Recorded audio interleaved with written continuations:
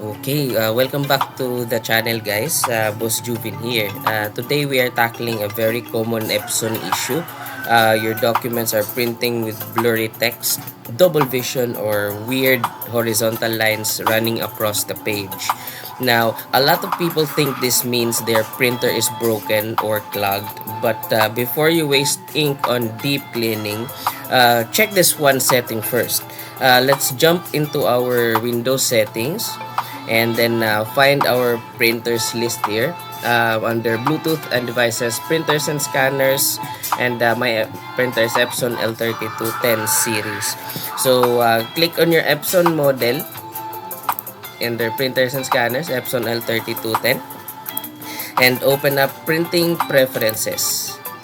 Now, when you open Printing Preferences, this opens up the main Epson software interface.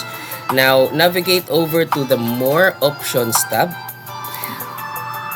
at the top. Now, we are looking for a specific setting at the bottom under the Advanced Settings section here.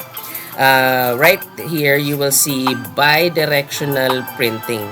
On some older Epson models, this might be labeled as high speed.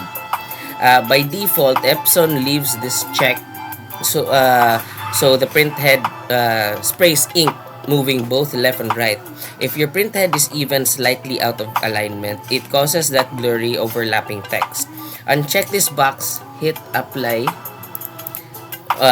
If you're and click OK. Or if it's not clicking apply, click OK. Your printing will take just a little bit longer now because the printer will only lay down ink in one direction, but your text should come out razor sharp. If you're still seeing lines after this, your next step is to run a manual printhead alignment right here in the maintenance tab. Go to the printing preferences again and maintenance tab, and this is it here, printer head alignment. Okay, try this fix out and let me know in the comments if it cleared up your prints. Hit that subscribe button for more straight to the point Epson tutorials, and I'll see you in the next one.